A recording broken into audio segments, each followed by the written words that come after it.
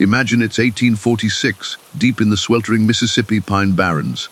Moonlight glints off a circle of makeshift stakes, and on each stake, a severed finger, stripped of flesh and pinned like a grotesque trophy. At its center stands James Copeland, a handsome outlaw whose grin is as chilling as the blade in his hand. He isn't just another river pirate or horse thief. Copeland carved his legend by collecting the very digits of his victims. One finger for every triumph, every betrayal. Each mutilation sent shockwaves through frontier settlements, transforming whispered rumors into paralyzing terror. In the next few minutes, you'll step into Copeland's shadowy world, where loyalties shifted like swamp mist, alliances ended in blood, and lawmen learned too late that the worst monster of all wore a human face. Stay close, because once you glimpse the outlaw, who cut off his victims' fingers as trophies, you'll never look at American outlaw law the same way again. James Copeland came into the world on a cold winter morning, January 18, 1823, in a cramped cabin on the outskirts of Jackson County, Mississippi. The youngest of 5 children, he was born to parents who eked out their living by hunting and scavenging what game they could from the dense pine forests that carpeted the region.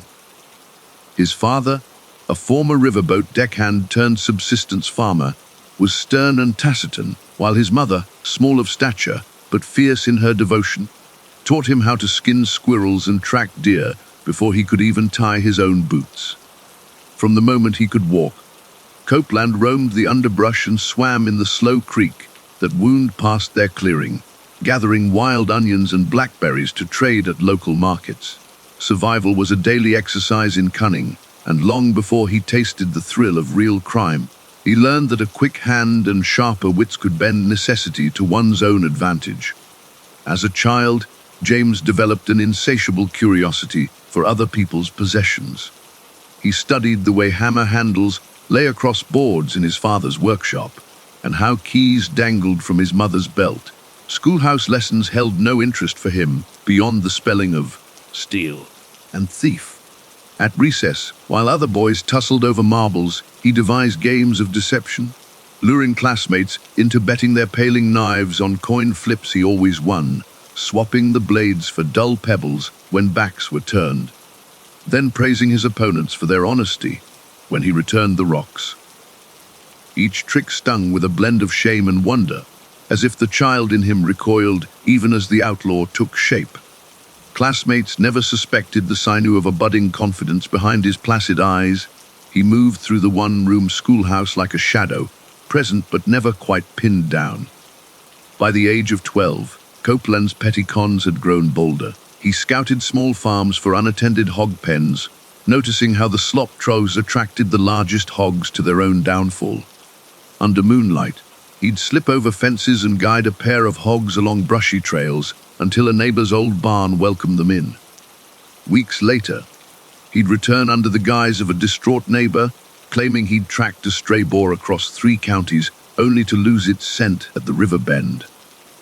His parents, meanwhile, filed no reports. To them, James's antics were mischief to be ignored, a boy's restless roar against boredom. But in every swine he purloined, he tasted the allure of easy profit and the intoxicating thrill of knowing he alone held the map to his escape. At 14, the hog theft caper escalated from playful experiment to full-blown crime. One sultry July night, he and his older brother concocted a scheme to liberate 15 of the fattest hogs from a prosperous plantation 3 miles upriver. They waded through marshy fields, their boots sinking into muck, hearts hammering against ribs as the hogs shuffled behind them in a broken, frightened line. By dawn, the brothers had herded their loot into a neighbor's empty smokehouse, secured the door with a loose board, and vanished into the willows. The stolen hogs would feed 3 families for weeks and fetch a small fortune in salted pork. For James, it was proof that he could command both animals and men, bend them to his will under cover of darkness. But freedom has its price, and the plantation owner discovered the missing stock at daybreak. He raised a posse of local constables, grim-faced men on horseback, and followed the swamp trails back to the clandestine smokehouse. James's brother slipped away like water through reeds. But James hesitated when he saw constables storm the neighbor's yard. He tried to melt into the shadows, but a squeal from one remaining hog gave him away. Rough hands seized his arms, and irons clicked around his wrists. His world shrank to the clank of metal and the stench of hog sweat. The journey to the county jail was a blur of sun, scorched roads, and mocking laughter from passing farmers, their jeers a chorus condemning the boy's audacity. Behind them trailed the rusted boards of the smokehouse, open to the sky and stripped of its former riches. In the lockup, James faced his first real trial. The judge, a portly man with a pockmarked face and booming voice, lectured him on the sanctity of private property and the perils of youth squandered in crime. Neighbors lined the courtroom, their eyes as sharp as splinters, while his parents sat stone, faced in the wooden gallery. When the gavel fell, James was sentenced to 6 months of hard labor in the county workhouse, baling hemp, churning butter, and hauling heavy water barrels from the creek. Each sunrise found him aching, each sunset found him hollowed by shame and humiliation. The workhouse walls echoed with the moans of other young offenders, forging him into something tougher than mere mischief maker. He became a man acquainted with pain and consequence. Yet punishment only fanned the embers of his cunning. In the workhouse yard, he watched seasoned criminals wheel barrels and carry bundles, learning the subtle signals of trust and betrayal. He memorized guard rotations and hidden supply trails, even sneaking scraps of bread to share in exchange for whispers of outside connections. When his sentence ended, he walked free with scars on his knuckles and a steely resolve. He carried with him not only the memory of iron bars, but also a newfound alliance with those who trafficked in darker deeds, men whose debts could be paid or collected at gunpoint, and whose silence meant survival. Returning home brought no solace. The family cabin felt smaller, and the once familiar pine woods seemed to murmur secrets about the boy who had returned tarnished. His father's eyes, once filled with cautious pride, now flickered with disappointment. His mother offered no comfort. Her stern face hinted at fear. James withdrew into himself, plotting new ventures hidden beneath the veneer of a repentant son. He learned to charm merchants into lending him horses, then sold them at distant markets, disguised by the same routes he'd used for hogs. He recruited a handful of local youths, drawn by his tales of easy riches, forming the earliest seeds of an outlaw brood. Each recruit carried instructions to safeguard his identity, change names, burn their clothes, speak only in hushed tones when discussing future raids. By the time he turned 15, the boy who once pocketed classmates' knives had graduated to horse theft and small-scale burglaries.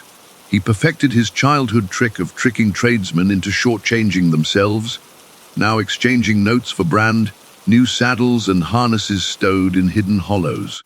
He mapped out tavern routes where drunks left purses unguarded, and he learned to spill a drink at just the right moment to divert attention as a hand slipped into a pocket. Each successful heist added a fingerprint to his legend, though no one yet knew the face behind the name Copeland. That only tightened his grip on local underworld respect. And so the nascent outlaw found himself on a trajectory none of his classmates could have imagined when he first picked pockets at spelling school. By mastering deception and enduring the harsh lesson of his first arrest, James Copeland transformed from irrepressible prankster into a young criminal strategist. With 15 stolen hogs behind him and a reputation to nurture, he stood poised at the threshold of far more violent undertakings. His childhood larceny serving as an apprenticeship in theft, betrayal, and survival, setting the stage for the grisly trophies that would soon define him. In the humid dawn of the early 1830s, James Copeland moved beyond solo mischief and petty theft, forging an alliance with John Wages, an equally audacious scofflaw with a talent for river navigation. The two men recognized that disorganized outlaws were easily picked off by local sheriffs and vigilantes, so they pooled their resources. Wages' knowledge of boat routes and Copeland's growing network of contacts among dissatisfied laborers and runaway enslaved people. Together, they envisioned a structured band of marauders capable of hitting multiple targets in rapid succession. They christened themselves the Wages and Copeland clan, a name that invoked both leaders' reputations and served to intimidate every merchant and planter from Pascagoula to Mobile. From that first clandestine meeting in a moss-draped cypress grove, the blueprint for a 60-member stronghold of crime was laid. Recruitment began quietly, through whispered referrals in taverns, backwoods inns, and the hollows where fugitive slaves sought refuge. Some recruits were debtors fleeing oppressive creditors. Others were runaway enslaved people hoping to barter their labor for protection. The gang attracted skilled horse thieves, expert boatmen, blacksmiths capable of forging horseshoes that masked stolen mounts, and talented forgers who could replicate banknotes. They even welcomed a handful of disgruntled ex-soldiers, veterans of the War of 1812, who lent military discipline to the growing organization.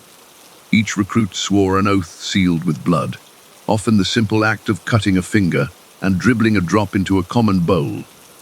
Binding them to the clan's secret code, no member would betray the rest, and every shard of loot would feed the brotherhood equally. At night, the gang fanned out across pine-blanketed roads to rustle horses from farms too isolated for effective defense. Their operations required choreography. A decoy in one field would kick up dust to draw the farmer's attention, while another group snuck in from the opposite side, lassoing prize stallions and mares.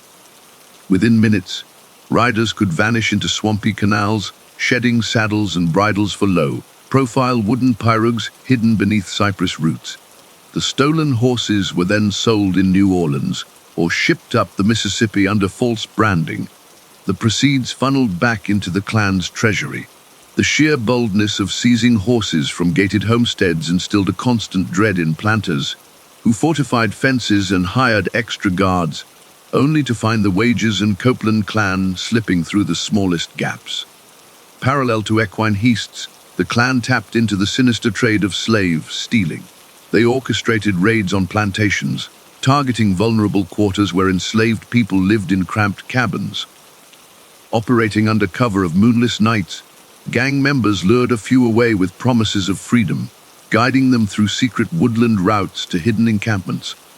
There, those they'd rescued could earn their keep or be traded in the underground markets of New Orleans for quick cash. Cash that financed river piracy along the Gulf Coast. In coastal coves and estuaries, they would commandeer flatboats laden with cotton, waylaying crews with minimal bloodshed but maximal intimidation, loading bales onto their own vessels before melting back into obscurity. Counterfeiting emerged as another lucrative venture. The clan's in-house forgers set up a makeshift press in an abandoned shanty deep in the Pascagoula swamp, where the clatter of type could be mistaken for woodpeckers. They replicated banknotes from the Bank of Mississippi and the Merchants' Bank of Alabama, slipping them into circulation in frontier towns, unsuspecting of sophisticated fakes. Merchants accepted the crisp bills in exchange for goods, flour, sugar, fine cloth, then passed them through numerous hands before anyone realized their fraudulent nature. By the time authorities recognized the scheme, the counterfeiters had relocated upriver, leaving behind only mock notes fluttering in the breeze like taunting leaves. Arson and burglary became tools of both intimidation and profit. If a local official dared investigate too closely, the gang would torch his barn or business, sending a message that meddling with their interests came at a steep price. Storehouses containing tobacco or hominy meal were prime targets. Under the dual cover of early morning fog and crackling flames, they removed supplies that could feed dozens of families, turning scarcity into desperation. Gang members returned later in the dark to loot the charred remains, their silhouettes flickering in conflagration's glow. Rumors spread that the clan even employed incendiary devices, crude kerosene, soaked rags tossed through windows, long before such tactics became commonplace in organized crime. Spanning southern Mississippi and Alabama, the Wages and Copeland clan exploited porous borders and vast, unmapped swamps to evade capture. They utilized networks of sympathizers, disaffected sharecroppers, corrupt officials, and co-opted constables, who turned blind eyes in exchange for a share of the loot or a quiet promise of future protection. Swamp trails known only to indigenous guides and escaped enslaved people allowed the gang to slip between counties, striking at one plantation in the evening, a riverboat the next day, and a ferried bank shipment by dawn.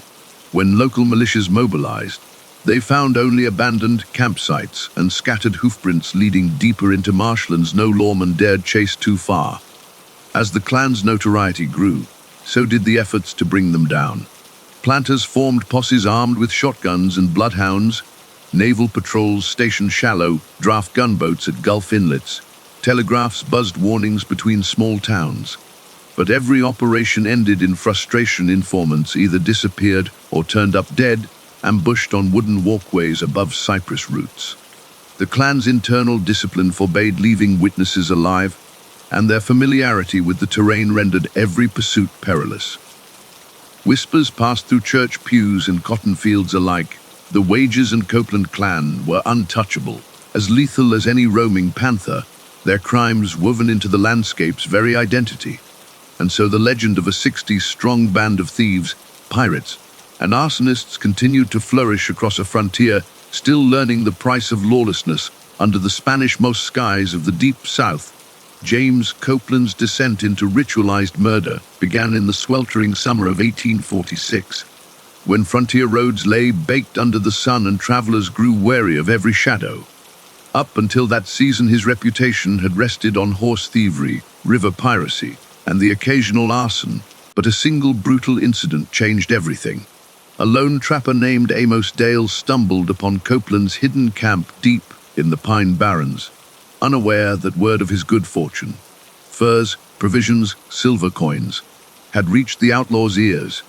When Dale tried to bargain passage through Copeland's territory, the outlaw decided that a warning would be more lasting than a footpad's ransom. Without hesitation, he slit Dale's throat, yet the act alone did not satisfy Copeland's burgeoning appetite for dominance. Instead, he reached down, severed one finger at the knuckle, and drove it through the bark of a nearby pine stump, letting the blood soak into the weathered wood. That single trophy transformed Copeland's crimes from opportunistic robberies into a grotesque performance of power. He began to seek out victims not merely for loot, but for the commodity of human flesh, specifically the slender digits that marked a person's life in miniature. Finger by finger, he amassed a collection that he displayed in a crudely fashioned cabinet of curiosities at his swamp hideout. The local gumbo walls, garishly hung with matted moss and lantern light, were lined with small glass jars filled with pickling solution, each containing a single finger labeled in Copeland's jagged handwriting: J. Carter, left index, July 3R, Finch, right middle, September 12. By early autumn, the legend of the finger, collecting outlaw, spread faster than a brush fire. Riders returning from Natchez whispered of severed digits pinned to trees like sinister totems, and tavern patrons swapped fevered rumors over flagons of whiskey. Copeland's ritual evolved into a precise choreography. He selected victims who ventured too close to his gangs, supported plantations or traders who refused to pay his demanded toll. After overpowering them with the help of his closest lieutenants, he would bind their hands behind their backs, light a lantern under the rusted perug, hook hanging in his camp, and lay the victim flat upon a makeshift table of cypress logs. With a hunting knife hung to a razor edge, Copeland made a single incision at the base of a chosen finger, then, in one fluid motion, sliced clean through bone and sinew. He never severed more than one digit at a time, believing that the gradual stripping of fingers served as both extended torture and prolonged evidence of his control, each trophy marking a small conquest in a larger war for territory and fear. His gang members, initially unsettled by the practice, soon recognized its chilling utility. Fingers could be left on thresholds of cabins, ensuring that news of Copeland's reach predated the arrival of his band. They could be offered as proof to plantation owners or county sheriffs, a grisly bargaining chip that kept more men terrified than any posse ever could. Some recruits swore allegiance at his feet, hands steady even as they watched a severed tip float in brine. Others bolted from the clan, unable to stomach the dripping horrors. Those who stayed earned a cruel reputation by association, their own willingness to escort Copeland to fresh victims as damning as the trophies themselves. Communities responded with horror, but the swampy terrain impeded swift justice. Each time a group formed to hunt him down, Copeland and his followers melted into Bayus, where bloodhounds faltered and stocky posse members sank waist deep in mud. The severed fingers, however, were proof enough of his existence and method. Farmers displayed them on church doors or tied them to fence posts, hoping that the promise of reward would embolden a companion to act, but few dared. Mothers kept children indoors after dusk, and traders began carrying extra lantern oil to light every dark corner in their path. The frontier transformed into a realm of whispered dread, where the loss of a single finger meant an encounter with Copeland's unrelenting will. In letters smuggled out of the region, local sheriffs described scenes that read more like nightmares than witness reports. A plantation overseer found one finger pinned through its fingernail, as though pinned for exhibition. Another was encased in a block of ice, displayed on shingles, its whitened bone visible under cracking frost. Those who survived Copeland's blade told of the hypnotic steadiness with which he cut, the almost polite inquiry he made before choosing which finger to harvest. "Which one shall I remember you by?" he purportedly asked one trembling victim, who barely recognized his own blood pooled at his feet. Such perversity elevated Copeland from mere criminal to folk demon, a figure of cautionary legend trotted out at children's bedsides to convince them that disobedience could cost more than privileges. To fuel the legend further, Copeland documented his murders in a battered leather journal, the pages splotched with brine and spattered with rust-colored stains. Each entry recorded the victim's name, occupation, location, and the precise time of death, followed by a tally of the gang's spoils and the geographic coordinates of the severed finger's original resting place, often used as markers for future raids. While the journal remained hidden beneath a loose floorboard in Copeland's cabin, rumors of its existence spread through back channels. Some believed that whoever possessed the book would command Copeland's complete loyalty. Others feared the journal was cursed, its pages bound by the blood of the condemned. Even within the Outlaw network, Copeland's obsession drove wedges between allies. John Wages, his co-leader, grew uneasy as finger trophies multiplied, worrying that their crimes had surpassed the acceptable bounds of frontier justice.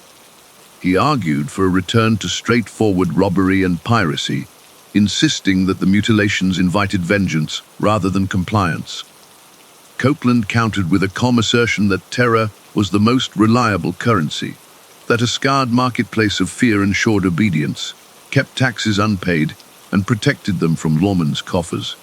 Wages' departure with a splinter group of 50 men marked the first fracture in the clan's unity, but also cemented Copeland's path as a lone figure wreathed in his own macabre myth.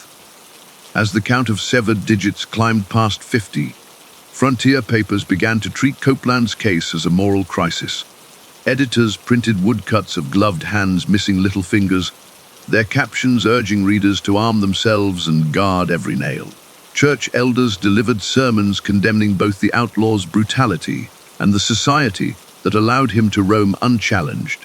The governor issued warrants promising pardons to any accomplice who would expose Copeland's hideouts, dead or alive, but each posse returned with hearses rather than handcuffs, the bodies ravaged by swamp fever and gunfire before any justice could stand trial.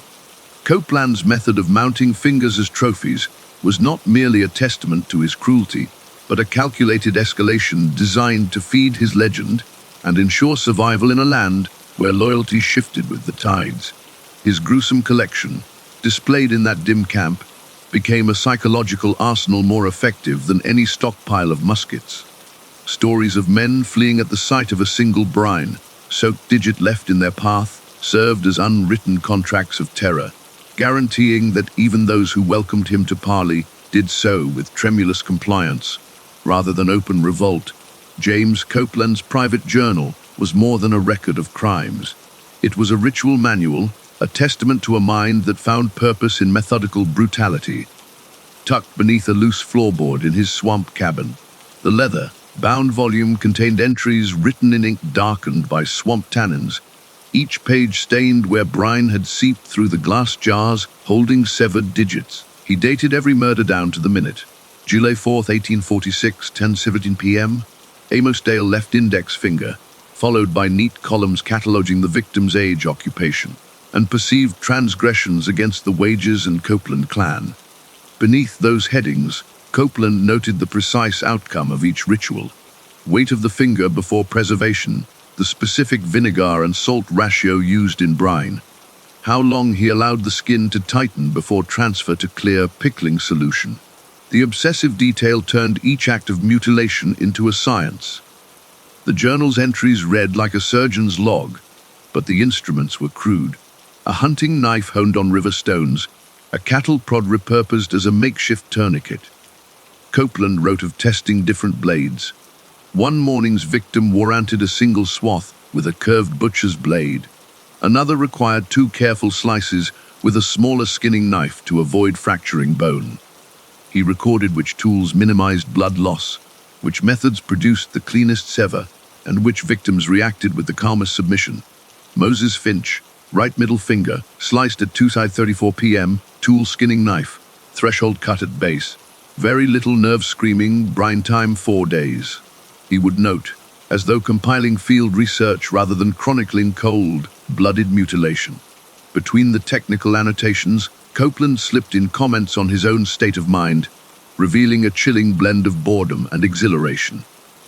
Felt a pleasant calm today, as though cutting away the finger freed more than flesh, he wrote after one gruesome afternoon. On another page he confessed, no joy in gold or hogs now, only in the harvest of souls. These asides showed not a man driven solely by greed or vengeance, but one transfixed by the ritual itself, who viewed each digit as an extension of his power, and each journal entry as proof that he transcended the chaos of frontier life. He catalogued the jars themselves, describing the cabinet he built to house them: cedar plank shelves lined with oiled leather, small hinged doors etched with initials, A.D., M.S., J.B., standing for victims' names. In meticulous diagrams, he drafted the spacing of shelves, ensuring that jars wouldn't shift when the cabin trembled with storm winds. A primitive thermostat, he wrote, might be devised to keep the brine at a constant cool temperature. But for now, he placed the cabinet in the coolest corner of the swamp's natural refrigeration zone, where water seeped silently through the mossy floor. Journal pages held smudges of brine, as though the jars themselves had wept onto the parchment. Every few entries Copeland included maps of the Pine Barrens, marking where he left a finger pinned to a fence post or nailed to a tree as a warning. Tiny X with accompanying notes. X marks site of E. Turner's finger, 6 miles south of Biloxi Road, acted as both navigational beacons and threats. He wrote of checking those markers weeks later to see if they remained intact or had been removed by local lawmen. Turner's digit still there, bones bleaching. Good, keeps their fear fresh, he wrote in late August, as though appraising livestock rather than human appendages. The journal also contained instructions for handling accomplices. Copeland recommended that new recruits witness the severing process but not participate, so they would bear witness to his authority without feeling complicit enough to turn on him. He noted how the sight of the first trophy often cemented loyalty, forging a bond stronger than any oath could achieve. Some pages listed the names of gang members who had passed the finger test, those who held candles with steady hands as Copeland dissected a victim's hand, their eyes unflinching enough to earn his trust. Over time, the entries grew darker, the language more detached. Early notes conveyed a trace of pity. Victim murmured for mother, cut nonetheless. But later passages showed Copeland's empathy eroded entirely. By the time the count reached 20 severed fingers, he referred to them simply as units of influence. He made calculations of efficiency, how many jars he could store in the cellar, how many he could plant along public roads before patrols increased. He treated the trophies as investments in territory, noting that once a farmer found a severed tip at his gate, he was less likely to report a horse theft or supply wagon raid. The journal's most disturbing pages detailed Copeland's psychological experiments. In one segment, He described sparing a finger, but broadcasting its existence via rumors, to test whether fear alone would grant him power without further violence. He recorded the differential response in 2 neighboring communities. One that discovered a finger hidden in grain sacks, and another that simply heard tales of it. The former erected night watches and refused to sell supplies to suspected gang members. The latter fell almost immediately under Copeland's extortion demands. He concluded, terror is more profitable when tangible, and resolved to increase the frequency of visible trophies. As the entries extended into 1847, Copeland's handwriting became sloppier, ink bleeding into illegible loops where brine drips had corroded the paper. He scratched out names, indicating victims whose digits had rotted or been stolen, and jotted replacement dates. He noted that sometimes Isaac Reed's jar leaked, gnarled bone resting at the jar's bottom, prompting him to acquire stronger glass. He even pondered mechanical solutions: a pressure lock jar, a sealed compartment with glass windows, to prevent leakage. Each new note deepened the journal's role as a mad scientist's sketchpad, rather than a haphazard outlaw's diary. Word of the journal's existence spread among local lawmen, who discovered fragments of entries on captured gang members. A posse found a torn page under the boot of a wounded accomplice. The words F. Lark, left ring, Nov 99 smudged against his skin. That single scrap sparked a regional manhunt, but Copeland adapted by hiding the full journal in an underwater cache, wrapping it in oiled cloth and sealing it in an iron chest sunk into a branch of the Pearl River. He left cryptic instructions in the journal itself for retrieving it. Should he ever be cornered, a trusted lieutenant could recover the chest and maintain the flow of trophies without his direct hand. Through these detailed pages, Copeland blurred the line between outlaw and psychopath. His crimes were no longer impulsive acts of survival or profit, but premeditated performances of terror, each severed finger a symbol in a language only he fully understood. The journal exposed the twisted logic driving him, that human fear could be mined like salt, preserved like brine-soaked tissue, and deployed as a weapon more potent than lead. The frontier world he terrorized became his laboratory, the victims his specimens, and the journal itself a macabre ledger chronicling the rise of a criminal mind, unmarred by remorse, fueled by an obsession that thrived on calculated cruelty rather than the chaos of unplanned violence. Night after night, local sheriffs and their deputies gathered in dimly lit courthouses, poring over scrawled wanted posters that bore James Copeland's gaunt silhouette and the chilling tally of his finger trophies. Word of his savage ritual had spread from port towns on the Gulf Coast to inland cotton plantations, and small posses formed in every county, united by a vengeful determination to end the outlaw's reign. These lawmen knew they faced more than a typical horse thief or river pirate. Their quarry displayed a calculating cruelty that terrorized frontier families into silence.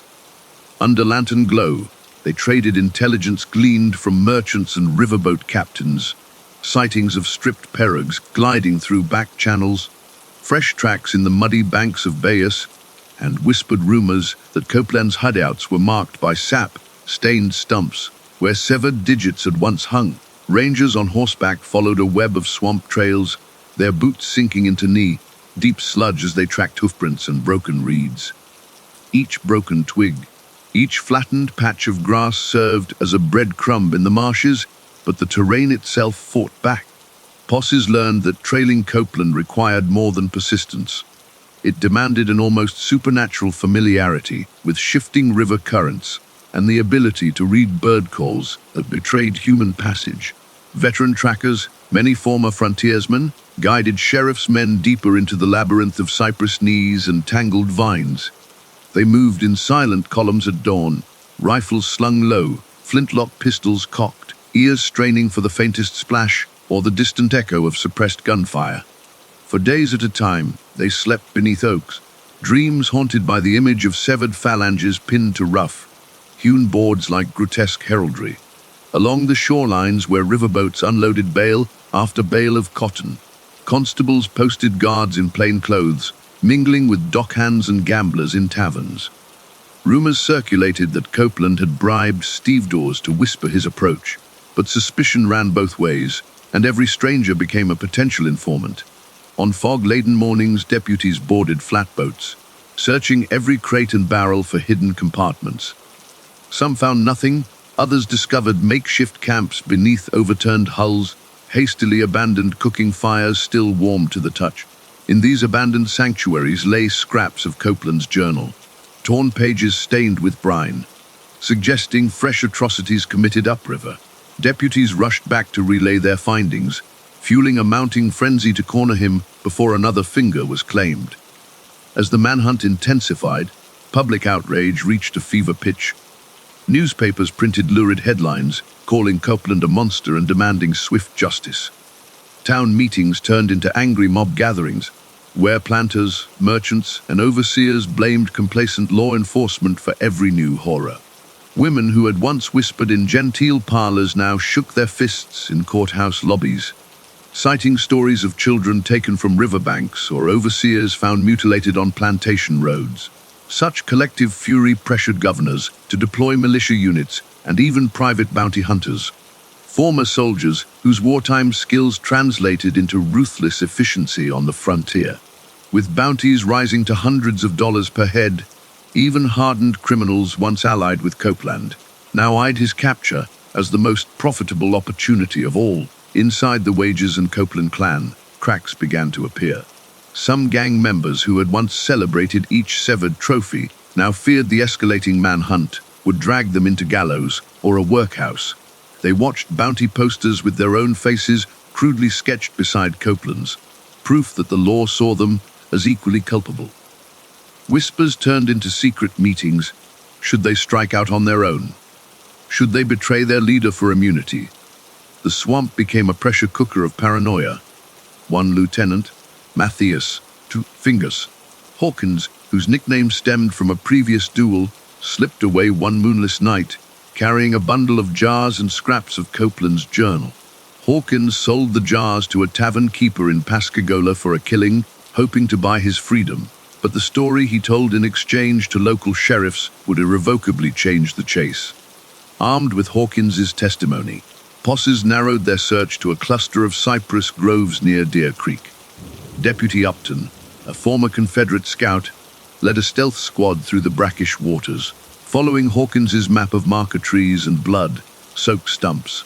They moved with deliberate caution, aware that a single misstep could reveal their presence to sentries posted along the camp's perimeter.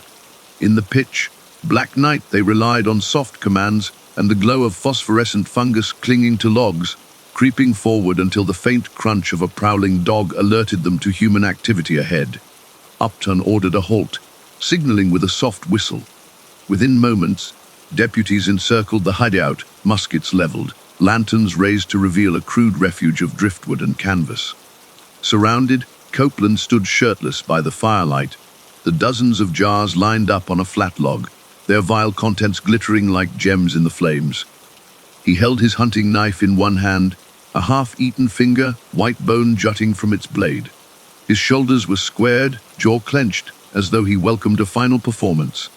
His lieutenants, gaunt and hollow-eyed from weeks of evasion, froze beneath a ring of bayonets. The silence broke when Deputy Upton demanded his surrender. Copeland's response was a low, mirthless laugh, a sound that curdled the stoutest hearts, before he hurled the knife into the darkness, scattering embers. Gunfire erupted in brief, staccato bursts. In the confusion, 2 deputies fell, wounded but alive. A pair of Hawkins's former comrades fled into the swamp, submerged up to their waists in muck before succumbing to exhaustion. Copeland broke toward the riverbank, desperate to reclaim one of the pirogues hidden beneath palmetto fronds. A cavalry saber slashed across his back, knocking him to his knees. With a final groan, he attempted to bite his own forearm, an act some interpreted as suicide by cop, before deputies wrenched him into irons.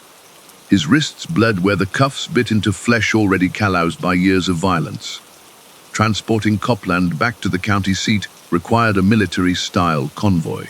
Deputies formed protective arcs around a secure wagon. Doctors accompanied the party to treat his gunshot wounds, lest they swell into lethal fever. Each night the wagon halted at fortified inns, where frightened innkeepers barred windows and draped shutters against possible rescue attempts. Word of the capture spread ahead on telegraph lines, and cheering crowds gathered at every stop, hurling stones at the wagon's wheels and demanding a glimpse of the outlaw, whose name had haunted every tavern and sugar plantation. Children pressed their faces against barred windows, mothers waved handkerchiefs, ministers led impromptu prayers of thanksgiving from open doorways. Once in the Perry County Jail, Copeland's presence electrified the corridors. Prisoners whispered of his trophies, imagining their own fingers joined to the macabre collection if they dared defy him. Lawmen found the jail cell's walls smeared with crude graffiti finger symbols, scratched deep as warnings to any who might attempt to rescue him. Guards posted in shifts refused to leave him unwatched, fearing a breakout or an assassination attempt by loyalists. Meanwhile, a clerk interviewed Hawkins under oath, extracting every detail of Copeland's hideyouts and methods. The extracted information formed the backbone of the prosecution's case, illustrating not only the gruesome toll of his victims, but the calculated manner in which he had weaponized terror. Public outrage reached its zenith as the trial commenced. Courthouse galleries overflowed with spectators, who jostled to see the outlaw, whose crimes had become the darkest chapter in the region's lore. Witnesses recounted their narrow escapes and the horrifying sight of fingers pinned to walls. Forensic testimony described the pattern of mutilations, how Copeland favored the left index, then rotated through digits in a sequence suggesting purposeful ritual. The defense attempted to portray him as a common highwayman driven mad by frontier hardships, but jurors, incensed by the catalogue of horrors, refused any leniency.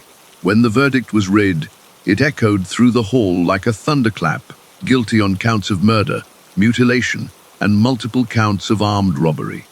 James Copeland's trial commenced in the Perry County Courthouse amid a charged atmosphere that crackled like static before a thunderstorm. Witnesses crowded the wooden benches, their faces pale with recollection of severed fingers pinned to fence posts and vaults emptied by river raids. The prosecution unfurled a gruesome tapestry of evidence, jars of pickled digits, torn pages from Copeland's own journal, and the blood-stained hunting knife recovered from an abandoned swamp hideout. Jurors leaned forward as testimony detailed frontier families forever altered by his predations, their voices cracking with anger or despair. Defense attorneys struggled to cast Copeland as a victim of desperate circumstances, emphasizing frontier hardships and law enforcement's failures to protect isolated homesteads. They argued that fear had become legend, that some mutilations might have been exaggerated by rumor or hired rivals seeking to profit from his infamy. Copeland himself sat impassive, wrists bound in irons, his steely gaze fixed on the floorboards as though defying every accusation. Yet beneath that veneer of detachment, whispered accounts claimed his lips twitched in amusement when witnesses described the terror he had wrought. Late into the evening sessions, relatives of victims confronted Copeland in court, their testimonies raw and unfiltered. A widow recalled finding a single severed tip on her doorstep. A planter described the loss of a prized stallion alongside the ripping away of his own peace of mind. Each story deepened the jurors' resolve. Even the more skeptical members, initially swayed by defense claims of frontier myth-making, felt the weight of the evidence tilt inexorably toward a verdict of guilt. The final prosecution witness was a former gang member who emerged from hiding to betray Copeland's secrets. His throat constricted as he spoke of midnight meetings under cypress canopies, ringing with the sound of blade against bone. He described how each finger was chosen for its symbolic value, how Copeland catalogued them not as trophies, but as proof of his dominion over life and death. His confession drew a collective shudder through the courtroom, sealing the outlaw's fate with an almost tangible click, like a mousetrap snapping shut. Summations came the next morning. Prosecutors paced the front of the courtroom, hammering home that Copeland's crimes had transcended mere robbery, that his ritualized mutilations rendered him beyond the pale of any just society. Defense pleas for mercy, citing unexamined abuses by local militias and the chaos of frontier justice, fell flat.